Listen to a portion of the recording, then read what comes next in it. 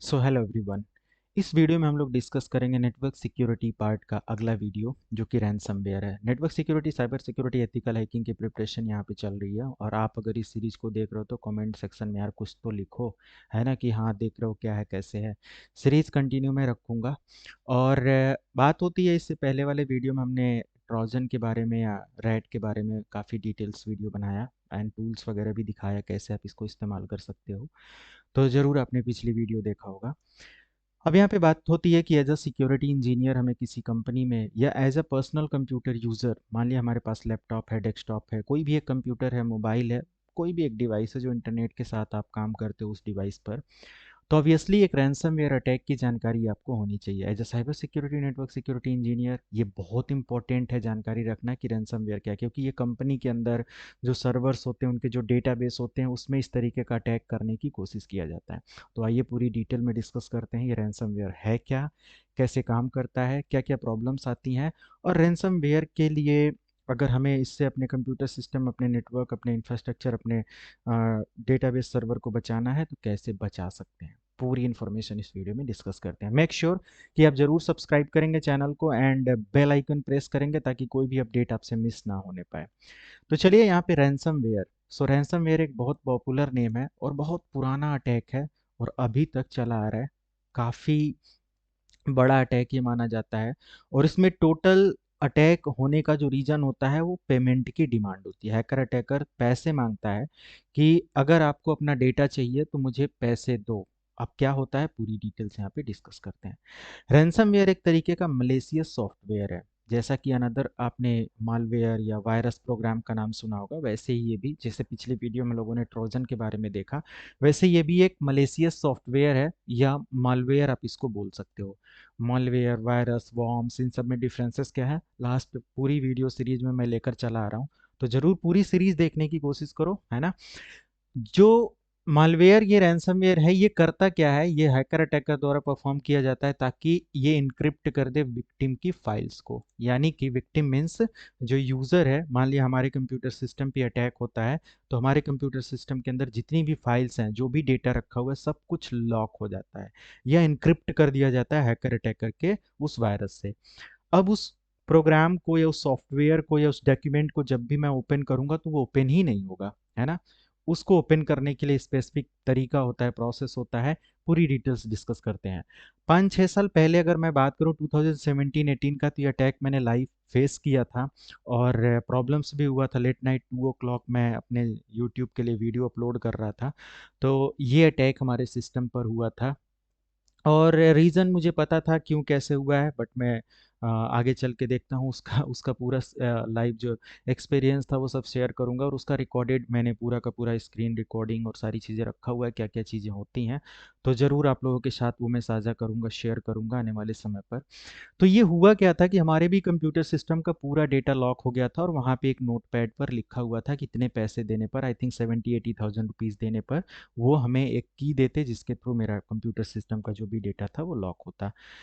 तो और भी इसके पीछे स्टोरी है कि उन्होंने एक डेमो पर्पस के लिए की दिया था, जहां से मैंने उस की को जब एग्जीक्यूट किया तो पता चला कि हाँ हमारा एक फाइल ओपन हो गया। कोई भी एक फाइल आप ओपन कर सकते थे, तो मेरा ओपन हो गया। और उसके बाद बाकी के लिए बोला कि अगर ऐसे ही आप सारी चीज़ों को ओपन करना चाहते हो तो यू कैन पे मनी। और उन्होंने लिंक वगैरह दिया था, ये सारी चीज़ें। तो हैकर अटैकर इस तरीके से काम करता है इस पर्टिकुलर अटैक को लेकर। अब ये होता कैसे है और डिटेल में इसको डिस्कस करते हैं। जब भी ये अटैक आपके कंप्यूटर सिस्टम पे होता है तो आपकी जो भी फाइल ओपन करने की कोशिश करते हो वहाँ पे एरर मिलता है, प्रोग्राम ओपन करने में एरर मिलता है और आपका सिस्टम पूरी तरीके से दूसरे के कंट्रोल में होता है। आपका डेटा इनक्रिप्टेड होता है, उसको आप ओपन नहीं कर सकते। उस डेटा को ओपन करने के लिए उसी की ज़रूरत पड़ती है जिससे उसको लॉक किया गया, राइट।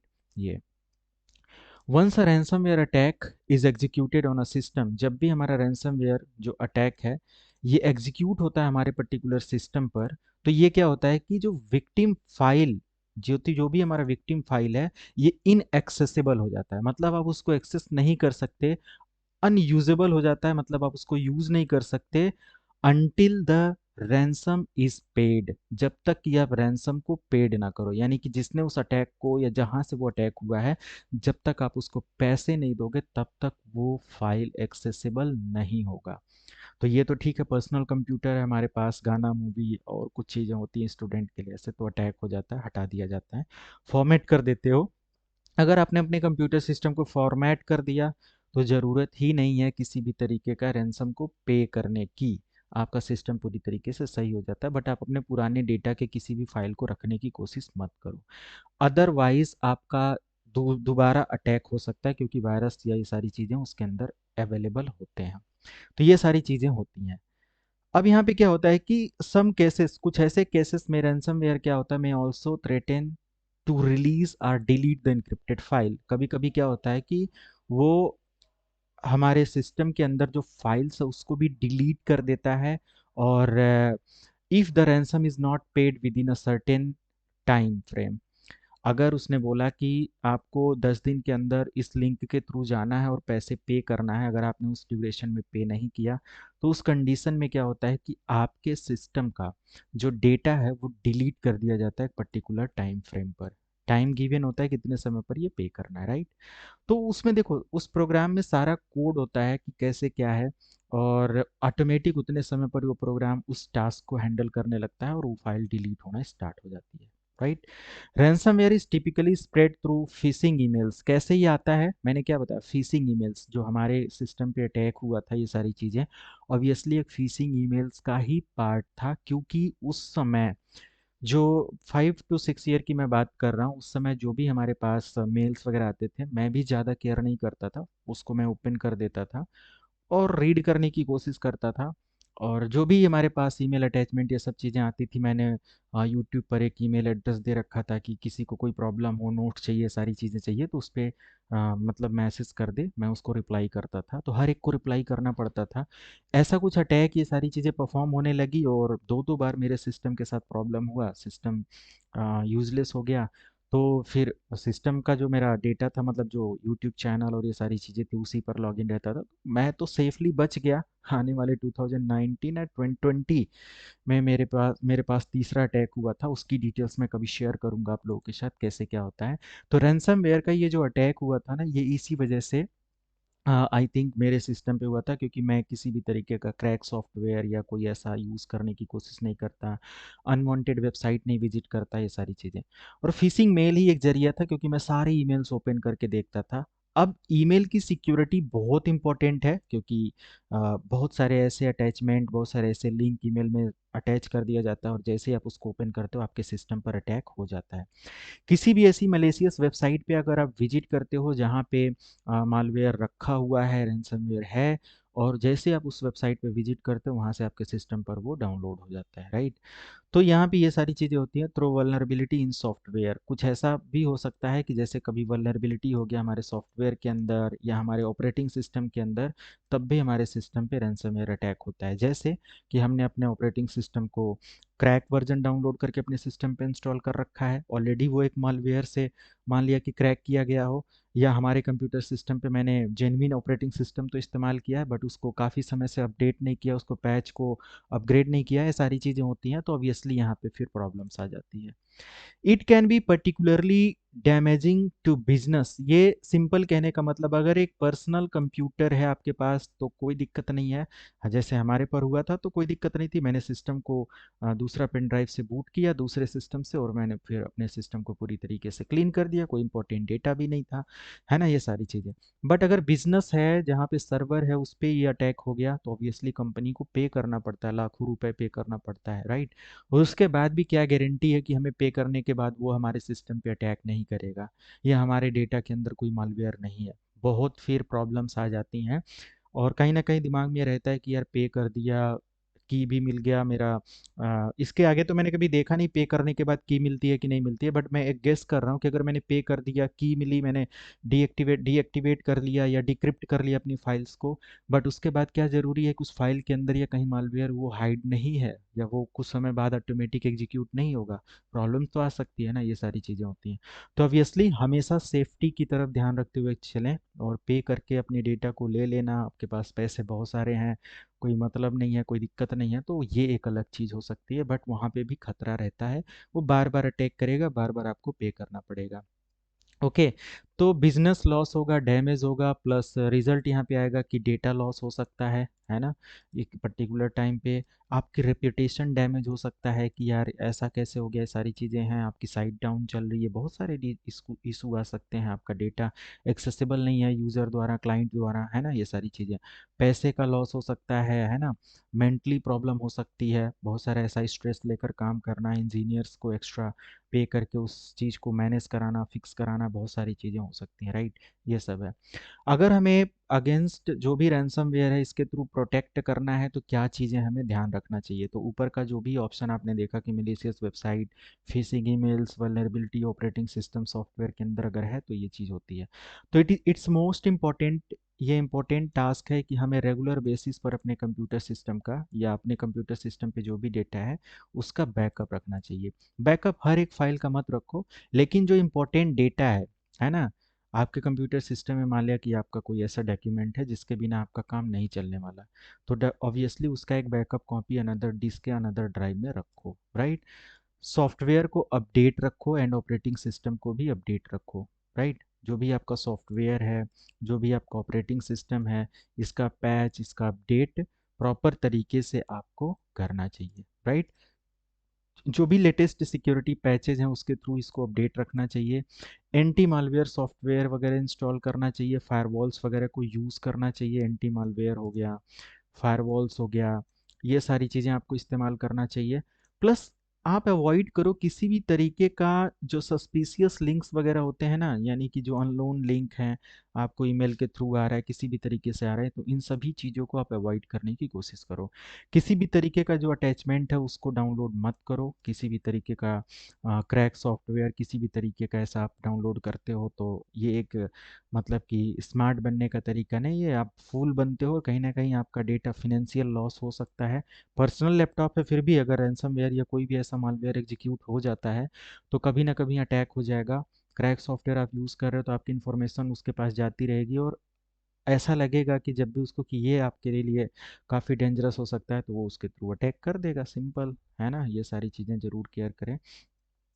रैंसमवेयर अटैक जब भी हमारे सिस्टम पे होता है तो हमें अपने कंप्यूटर सिस्टम का अगर बैकअप है देन ओके, हमें कोई भी पैसे पे करने की ज़रूरत नहीं है, हम डायरेक्टली अपने कंप्यूटर सिस्टम को फॉर्मेट करें, कोई भी उसमें से फाइल बचाने की ज़रूरत नहीं है, और आप उसको रिकवर कर सकते हो। मतलब फॉर्मेट करके डेटा तो रिकवर नहीं होगा, बट अपने कंप्यूटर सिस्टम को आप उस हाईजैक से, मतलब उस अटैक से बचा सकते हो आगे के काम करने के लिए। लेकिन हमेशा याद रखो कि एक बार अटैक होने के बाद बहुत सारे रीज़न होते हैं, उसके पास आपके नेटवर्क की डिटेल, आपके ऑपरेटिंग सिस्टम की डिटेल, आपके सिस्टम के हार्डवेयर एड्रेसेस की डिटेल, बहुत सारी चीज़ें होती हैं, तो सेकेंड अटैक होने का बहुत ज़्यादा चांस होता है कि हाँ हो जाए, क्योंकि उसके पास आपका ऑलरेडी नेटवर्क और सारी डिटेल्स जा चुकी होती है। तो मेक श्योर इनसे बचने के लिए भी बहुत सारे ट्रिक्स होते हैं, ऑब्वियसली मैं इसके बारे में भी डिस्कशन करूँगा, आप लोग कमेंट सेक्शन में बताएं कि आप लोग क्या राय देते हो कि अगर अटैक हो गया कैसे, क्या पॉसिबल वे है कि हम इन सब चीज़ों से बच सकें, या हमारी जो इन्फॉर्मेशन उसके पास जा चुकी है उससे कैसे बचा जा सकता है, राइट। ये सब चीज़ें ज़रूर कमेंट सेक्शन में मैसेज करें, बाकी हम लोग डिस्कस तो करेंगे ही करेंगे आगे चल के। अब यहाँ पे रैंसमवेयर मैसेज, मान लिया कि अगर आपके सिस्टम पे रैंसमवेयर अटैक हो जाता है तो मैसेज क्या आपको आता है, अब देखो यहाँ से आपका कहानी स्टार्ट होता है, अटैक होने के बाद होता क्या है, जैसा कि मेरे साथ भी ऐसा हुआ था। रैंसमवेयर मैसेज, यहाँ पे एक रैंसमवेयर मैसेज आता है, मैसेज एक नोटिफिकेशन डिस्प्ले करता है, राइट। मैसेज में होता क्या है, सिंपल यहाँ पे विक्टिम जो जिस पर रैंसमवेयर अटैक हुआ है उसको अपनी फाइल अगर चाहिए होती है, इनक्रिप्टेड फाइल अगर चाहिए होती है, तो हैकर जो होता है वो डिमांड करता है पेमेंट के लिए, उस नोटपैड के अंदर एक होता है, और फिर वो डिक्रिप्शन की एक्सचेंज करेगा आपके साथ, राइट। वो एक्सचेंज करता है डिक्रिप्शन की, जिसके थ्रू आप क्या कर पाते हो, अपने इनक्रिप्टेड डेटा को ओपन कर पाते हो, डिक्रिप्ट कर पाते हो। Ransomware messages are often designed to be intimidating and urgent, and they typically include instructions on how to make the ransom payment। जो फाइल आपको मिलती है ना रैंसमवेयर मैसेज, जो आपके सिस्टम पर डिस्प्ले होता है कि हाँ ये एक मैसेज है इसको ज़रूर पढ़ें, उसमें पूरी तरीके से एक नोटपैड होता है ना, जो अर्जेंट मैसेज उसके अंदर लिखा होता है कि अगर आपने ऐसा ऐसा नहीं किया तो ये चीज़ें पॉसिबल हो सकती हैं, ऐसा ऐसा है, ये हो चुका है, वो हो चुका है, आपकी इन्फॉर्मेशन हमारे पास आ चुकी, बहुत सारा ऐसा डराने धमकाने का उसमें डिटेल्स होता है और पेमेंट की बात होती है। तो पूरा उसमें इंस्ट्रक्शंस आपका मेंशन होता है ना, कि हाउ टू मेक पेमेंट, कैसे हमें पेमेंट करना है, कौन से लिंक के थ्रू जाकर करना है। ऐसा कोई बैंक अकाउंट डिटेल नहीं दिया रहेगा कि इस बैंक अकाउंट डिटेल है, इस नाम से बंदे का अकाउंट है, उसमें जाकर पे करो, नो, ऐसा नहीं होता है। पूरा प्रॉपर प्रोसीजर उसके अंदर दिया होता है कि क्या है। और एक क्रिप्टो करेंसी के फॉर्मेट में पे करना होता है। क्रिप्टो करेंसी लाइक बिटकॉइन वगैरह में वो पेमेंट की बात होती है। अब ये बिटकॉइन अगर आपको नहीं पता कि कैसे इसका यूज़ करना है, पे करना है, तो उसमें पूरा स्टेप दिया रहेगा, लिंक दिया रहेगा, है ना। और वो लिंक बहुत सारी लेयर से प्रोटेक्टेड होगा, आप उसको पता नहीं कर सकते कि वो लिंक कहाँ से है, कैसे है। ये एक डिजिटल वर्ल्ड है, डार्क वेब बोल सकते हो, उस लेवल पे होता है। और उसी बिटकॉइन या क्रिप्टो करेंसी के बिहाफ पर उसका पेमेंट क्या होता है। और जैसे ही वो पेमेंट रिसीव करता है तो आपको डिक्रिप्शन की अलाउ करता है, राइट, ये सारी चीज़ें। रैंसमवेयर मैसेज में ऑल्सो थ्रेटेन, बहुत सारे ऐसे होते हैं कि रैंसमवेयर मैसेज जो होते हैं permanent loss of their files are an increase in the ransom demand if the payment is not made within a certain time frame.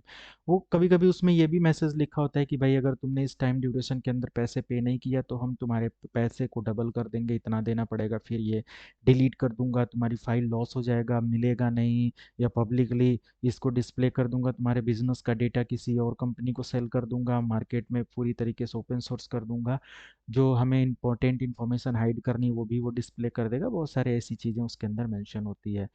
It's important to note that paying the ransom does not guarantee, वही मैंने कहा कि ये guarantee नहीं है कि अगर आपने पे कर दिया, है ना, पे कर दिया तो गारंटी नहीं है कि victim will receive the decryption की। क्या गारंटी है कि वो डिक्रिप्शन की देगा?